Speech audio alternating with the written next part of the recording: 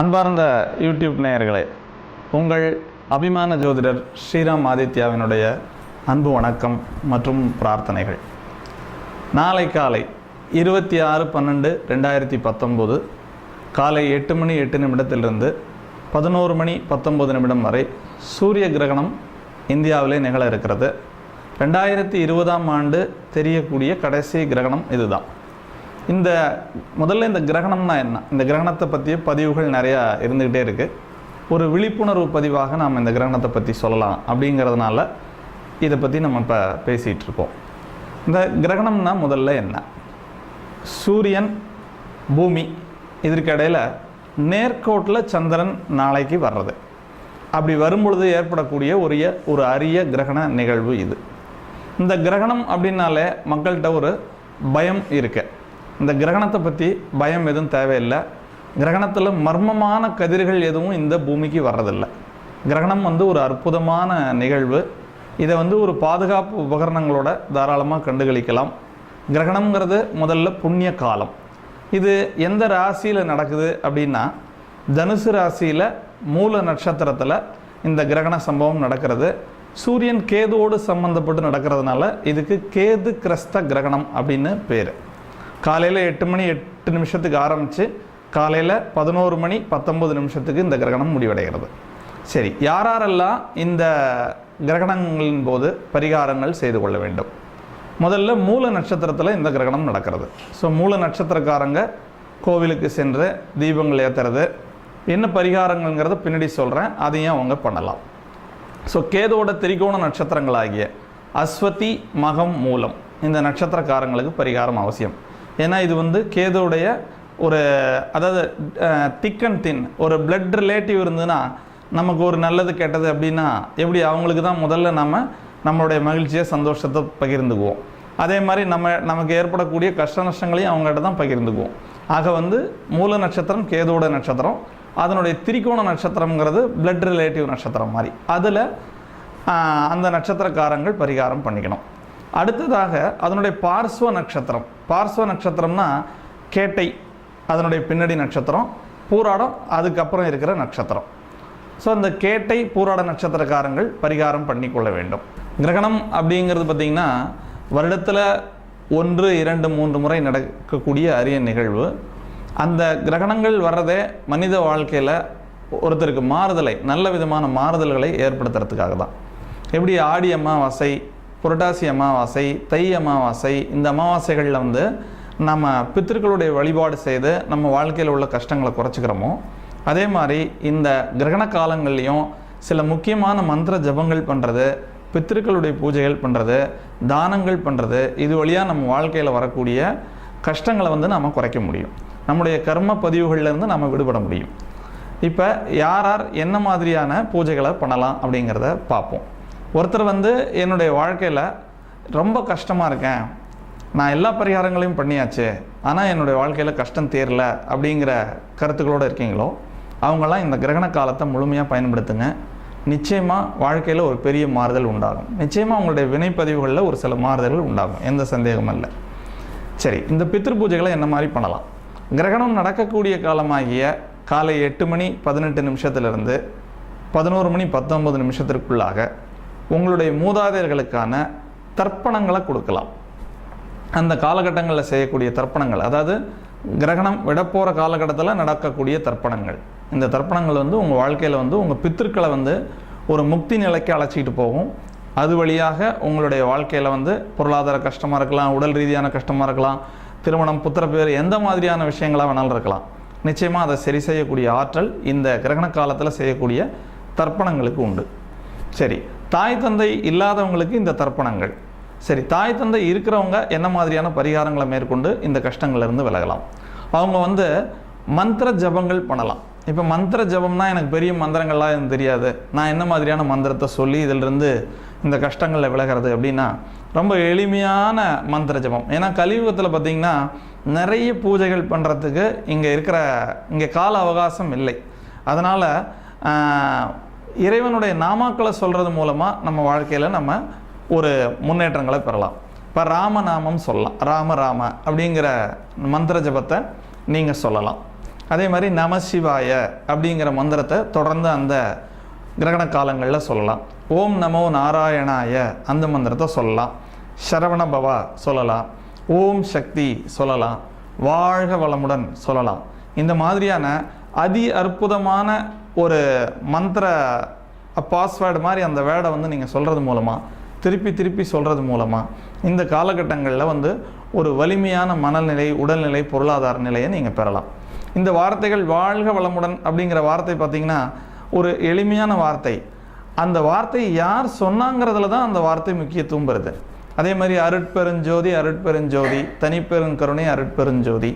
இப்போ யார் சொல்கிறா, ஒரு மகானுடைய ஒரு பரந்த உள்ளமுடைய அவர்களுடைய இடத்துலேருந்து அந்த வார்த்தை வரும்போது அந்த வார்த்தை வலிமையாகி விடுகிறது. அந்த வார்த்தையை நீங்கள் தொடர்ந்து சொல்லும்போது உங்களுடைய வாழ்க்கையிலையும் நிச்சயமாக சில மாற்றங்களை பண்ண முடியும். இல்லை சார், எனக்கு வந்து மந்திர ஜபம் பண்ணுற அளவுக்குலாம் பொறுமை இல்லை, வேறு ஏதாவது பரிகாரங்கள் இருக்கா அப்படின்னா,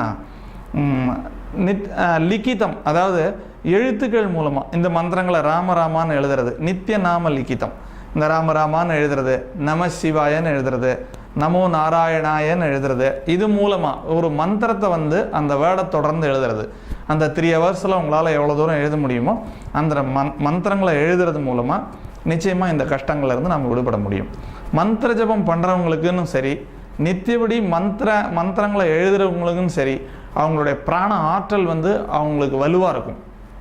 மந்திர ஜபம் பண்ணுறவருடைய இடத்துல சில பேர் வந்து இப்போ தீட்சை கொடுக்கறது, அதே மாதிரி பிராணா ஹீலிங் கொடுக்கறது, இந்த மாதிரிலாம் பண்ணுறாங்க இல்லையா, அவங்களுக்கு எப்படி அந்த தனி வைப்ரேஷன் கிடைக்குது அப்படின்னா, ஒரு மந்திரத்தை வந்து முழுமையாக அவங்க வந்து ஜபம் பண்ணியிருப்பாங்க. அவங்க பாடி, அவங்களுடைய பிராணா பாடி வந்து ரொம்ப ஸ்ட்ராங்காக இருக்கும். அவங்க தான் இந்த மாதிரி அந்த டச் பண்ணி ஹீலிங் கொடுக்கறது அந்த மாதிரிலாம் பண்ண முடியும். ஆக இந்த மந்திரங்களை சொல்கிறது வழியாக, இந்த மந்திரங்களை எழுதுறது வழியாக நிச்சயமாக வந்து இந்த கிரகண காலகட்டங்களில் சொல்கிறது வழியாக உங்களுடைய கடுமையான கஷ்டங்கள்லேருந்து விடுபட முடியும். இந்த கிரகணம் நிகழ்கிற சமயத்தில் கர்ப்பிணி பெண்கள் ஒரு அமைதியான இடத்துல அமர்ந்திருக்கிறதோ அல்லது அவங்க படுத்திருக்கிறதோ அவங்க வசதிக்கு ஏற்ற மாதிரி இருக்கலாம். அவங்க வந்து தனக்கு தெரிந்த மந்திர ஜபங்களை சொல்லிகிட்டு இருக்கலாம். அதே மாதிரி மந்திரங்களை ஓட விட்டு கேட்கலாம். இதெல்லாம் பண்ணலாம். இதெல்லாம் கர்ப்பிணி பெண்களுக்கு நல்லதாக அமையும். அதே மாதிரி சாதாரணமாக மற்றவங்க வந்து கிரகண காலத்தில் வெளியில் நடக்கலாம், வெளியில் வரலாம். அதனால் எந்த விதமான தோஷங்களும் இல்லை. வயசான பெரியவங்க, நோயாளிகள், சிறிய குழந்தைகள், இவங்களுக்கெல்லாம் இந்த கிரகணம் எந்த விதமான பாதிப்பையும் ஏற்படுத்தாது. அவங்களுக்கு எதுவும் உணவு நியமனங்களே எதுவும் இல்லை. ஏன்னா இந்த மாதிரி இருக்கிறவங்க வந்து கிரகண சமயத்தில் சாப்பிடக்கூடாதுங்கிறது இல்லை. நல்ல உடல் ஆரோக்கியத்தோடு இருக்கிறவங்களுக்கு வந்து கண்டிப்பாக வந்து அவங்க கிரகண காலத்தில் உணவு எடுத்துக்காமல் இருக்கிறது நல்லது. அடுத்தது, இந்த மந்திரங்களை சொல்கிற இடங்கள், இந்த மந்திரங்களை எழுதுகிற இடங்களில் நீங்கள் இருக்கிறது மூலமாக இந்த பாதிப்புகளில் வர முடியும். என்னால் எழுத முடியாதுங்க, எனக்கு அதுக்கான சூழ்நிலை இல்லை, என்னால் மந்திரத்தை சொல்ல முடியாது. இந்த மாதிரி நடக்கக்கூடிய இடங்களில் நீங்கள் இருக்கிறது மூலமாக இந்த பாதிப்புகள்லேருந்து, கிரகண பாதிப்புகள்லேருந்தும் வாழ்க்கையுடைய கஷ்டங்கள்லேருந்தும் நம்ம விடுபட முடியும். அடுத்ததாக, இந்த எல்லாத்தையுமே விட எளிமையாக நான் கிரகணம் முடியும் பொழுது எதையாவது செஞ்சு இதிலிருந்து விடுபட முடியுமா? உங்களுடைய அருகாமையில் இருக்கக்கூடிய சிவாலயமாக இருக்கலாம் அல்லது பெருமாளுடைய சன்னதியாக இருக்கலாம். அங்கே போயிட்டு 2 விதமான நெய் தீபம் ஏற்றி எங்களுடைய பித்ருக்கள் நல்லபடியாக முக்தி அடையணும், அது வழியாக எங்கள் வாழ்க்கையில் இருக்கக்கூடிய கஷ்டங்கள் விலகி நல்ல ஒரு சூழ்நிலைக்கு எங்களுடைய வாழ்க்கை போகணும், வாழ்க்கை தன்மை போகணும் அப்படின்னு பிரார்த்தனை பண்ணி 2 நெய் தீபம் ஏற்றுங்க. உங்களுடைய கிரகண பாதிப்புகள்லேருந்தும் ஜோதிட ரீதியாக இருக்கக்கூடிய கர்ம பிராப்தங்கள், அந்த கர்ம வினைகள்லேருந்தும் நம்ம விடுபட முடியும். அடுத்ததாக உள்ள பரிகாரம், இந்த கிரகணம் முடிகிற சமயத்தில் நீங்கள் கிரகண சமயத்துலேயும் சரி, கிரகணம் முடிகிற சமயத்துலேயும் சரி, ஏதாவது தானங்கள் கொடுக்கலாம். இந்த தானங்கள் வழியாக நீங்கள் விடுபட முடியும். ஆனால் அன்னதானம் போடுறதா இருந்தால் கிரகணம் முடிந்த பிறகே போட வேண்டும். ஏன்னா பழைய காலகட்டங்களில் பார்த்திங்கன்னா கிரகணம் நடக்கிறதுக்கு 6 மணி நேரத்துக்கு முன்பதாகவே உணவு அருந்துறதை நிறுத்திடுவாங்க. கிரகணம் முடிந்த பிறகு தான் உணவு அருந்துவாங்க. இன்றைய காலகட்டங்களில் அதுக்கு சாத்தியம் இருக்கான்னு தெரில. முடிந்தவரை கிரகண காலத்திலேயாவது எந்த உணவும் எடுத்துக்காமல் இருக்கிறது நல்லது.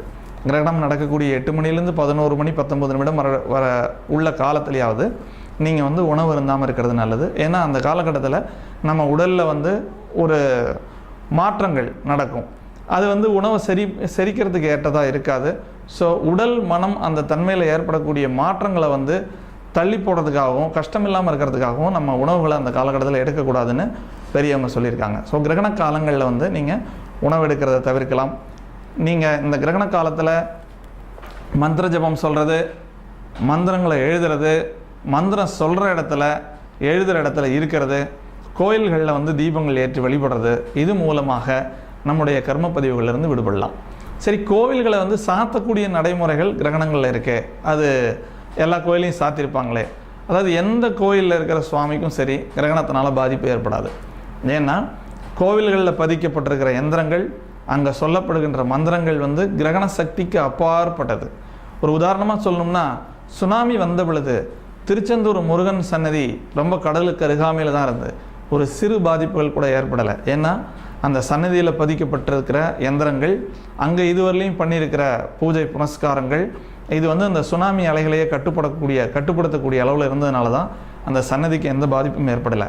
அப்படின்னா ஏன் கிரகண காலகட்டத்தில் கோயில்களை வந்து நடை சாத்துறாங்க அப்படின்னா, கோயில்களில் பணிபுரியக்கூடியவங்க, கோயிலில் ஆலயத்தில் இருக்கக்கூடிய ஊழியர்கள், அர்ச்சகர்கள், இவங்க வந்து அந்த காலகட்டத்தில் கிரகண காலகட்டத்தில் அவங்களுக்கு உண்டான தர்ப்பணங்களை பண்ணுறது, ஜபங்கள் பண்ணுறது, தானங்கள் பண்ணுறது, இதுக்கான நேரத்தினால தான் கோயில்களை வந்து நடைமுறையில் சாத்தக்கூடிய தன்மை இருக்குது.